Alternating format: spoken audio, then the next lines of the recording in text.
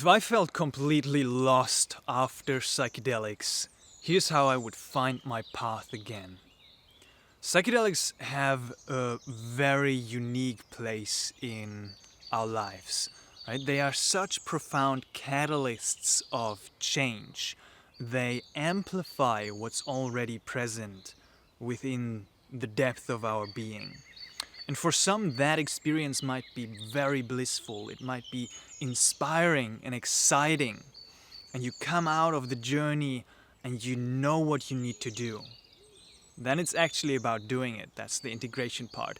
But at other times, they can be very destabilizing. They might show you parts that you haven't anticipated before.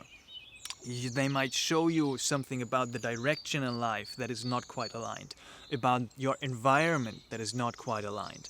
So you might want to quit your job. You might want to leave that relationship after the psychedelic experience, right? Or you experience what is known as an ontological shock. Right? There's actual research that this is one of the most difficult extended effects of psychedelic experiences, where your perception of reality has been shattered and everything you thought you knew was true might have been different. So when you find yourself in that space after psychedelics, you might feel a bit lost. You might feel like you don't know who you are anymore or what to do.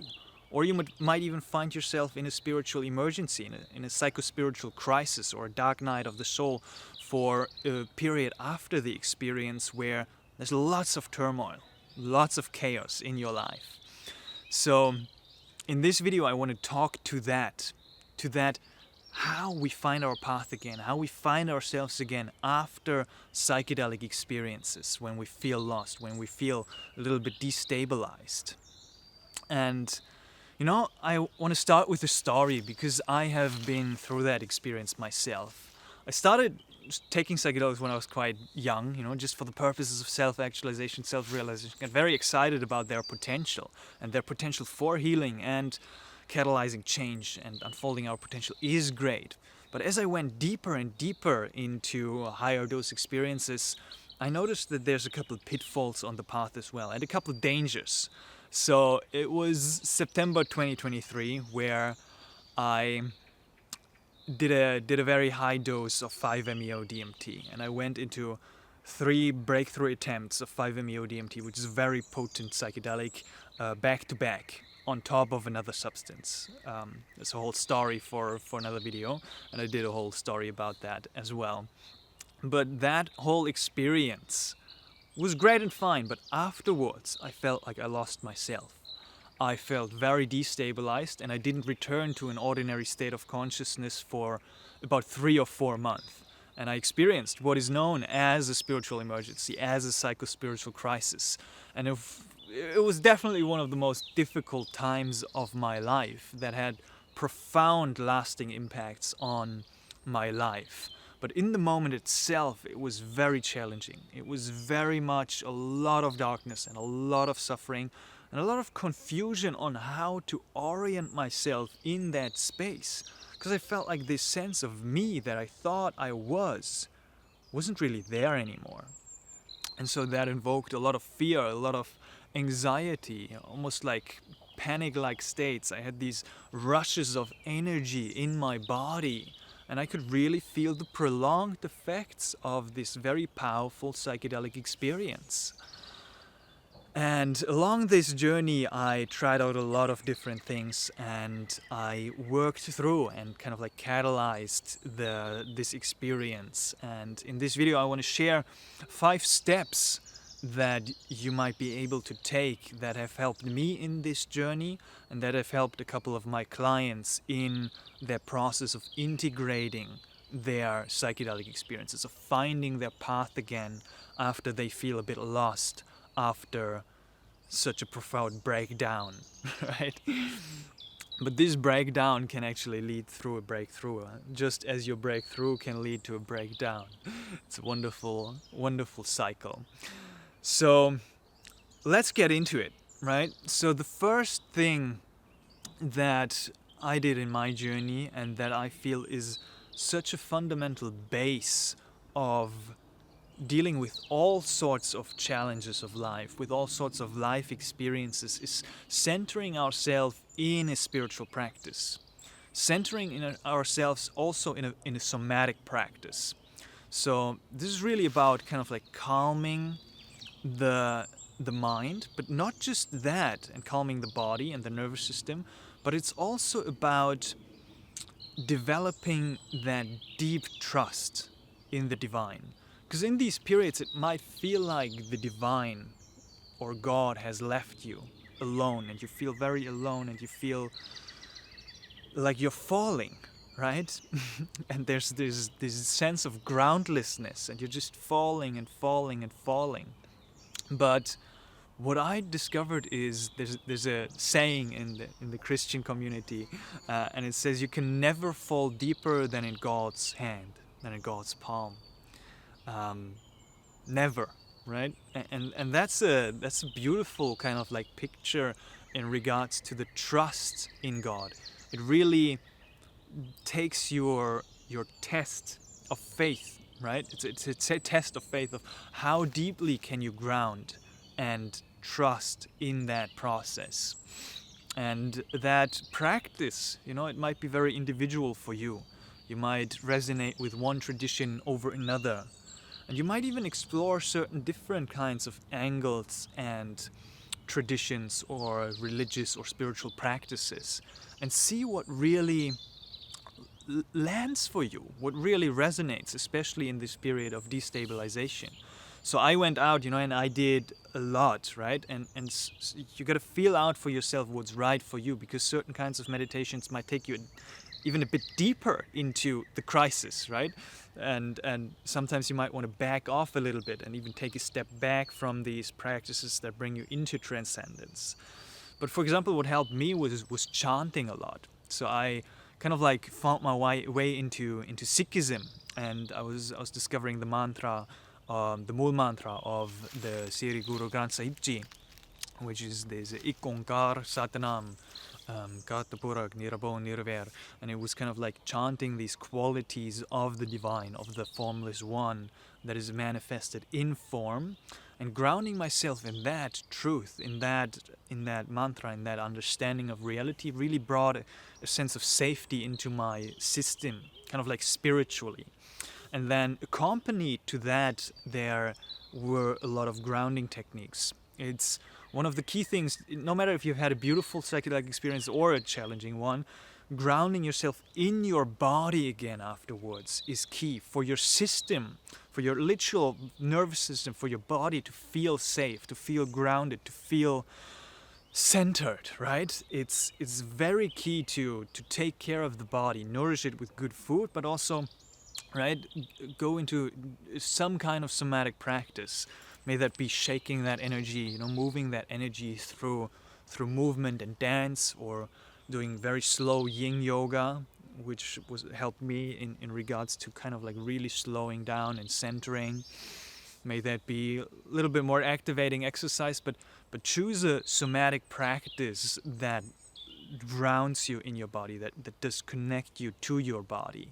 And even though there might be like a slight kind of like dissociation from the body after psychedelic experiences, it's even more so important to take care of the body, connect with the body, right? So this is kind of like the first step. The second step that is crucial in regards to stabilizing and finding your path, and also in regards to integrating your psychedelic experiences successfully, is find the others, right?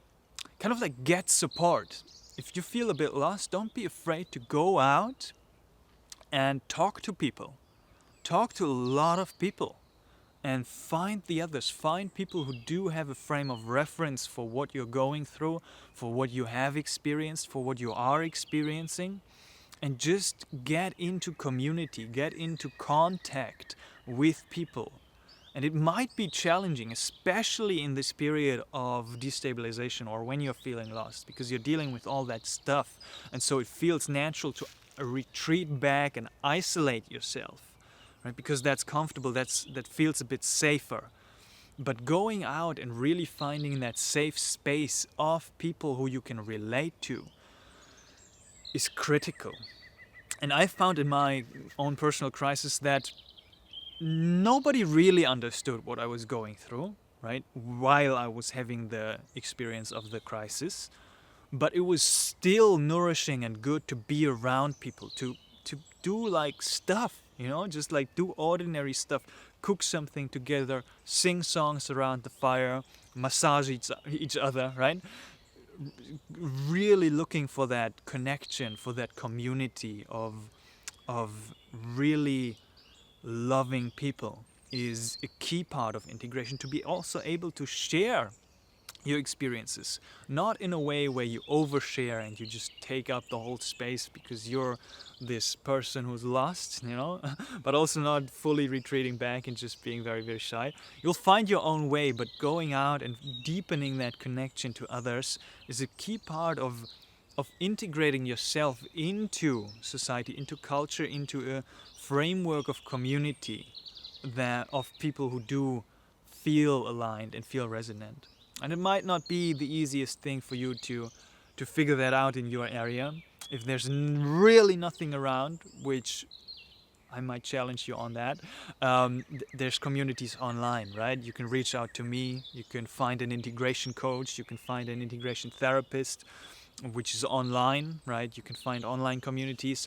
It's a great first step, but talk to people, get out there and kind of like really nourish yourself by getting into communication, right? So centering yourself in the spirit, centering yourself in the body, going out there and having this kind of like social support. Then the next step, and this is where it's kind of like it gets into the territory of transmuting and transforming the destabilization into a clear direction. It's to redefine your core values. It's one thing that I do with every single one of my clients, where we look at your values, like what's truly most important to you. And if you're clear on them, ground yourself in them and see how you can live in integrity with these values in this challenging time of destabilization. And otherwise, also redefine them, or even create and define them for the first time in your life. Like really know what now that I'm here in this space, like what's truly most important to me. Is it truth, or is it security, or is it peace, right? What's truly most important to you?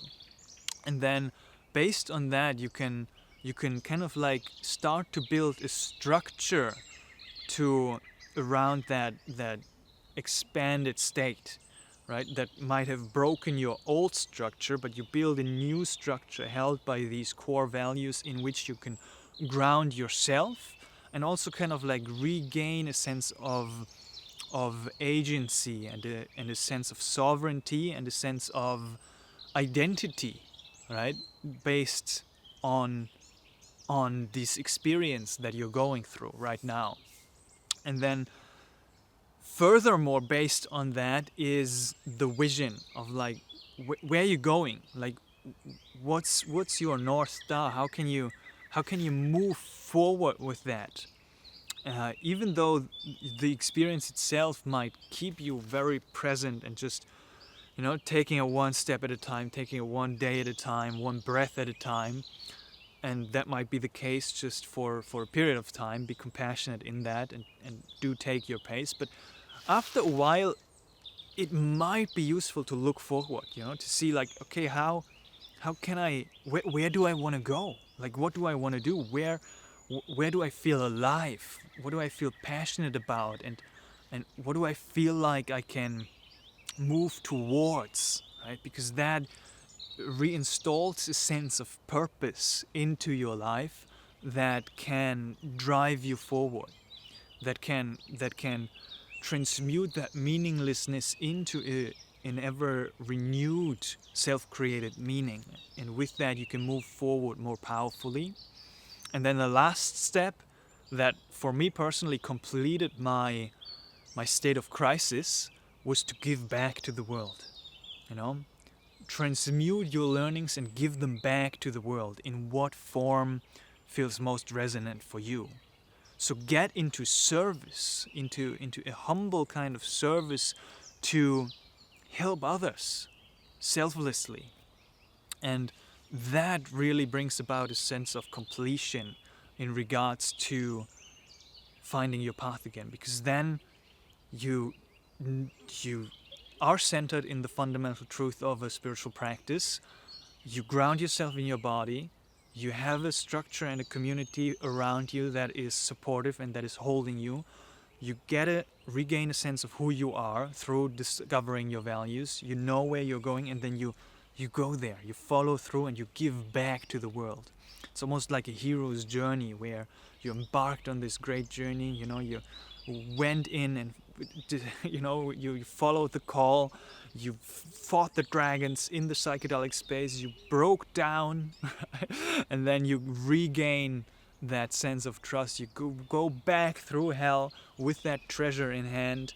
You might not even see it yet, but you come out the other end, and you return to life, and you can give yourself back to life with a greater sense of depth. So this is a beautiful journey of integrating this sense and of regaining a sense of clarity around your path if you feel lost after psychedelics. If you would like support with that, there's a link in the video description where you can book a one-on-one call with me. I do offer one-on-one coaching, and otherwise there's also a spiritual emergency workbook with all the information that would help me move through this difficult period after psychedelics. Hope that was helpful. Have a beautiful rest of your day. Much love. You got this.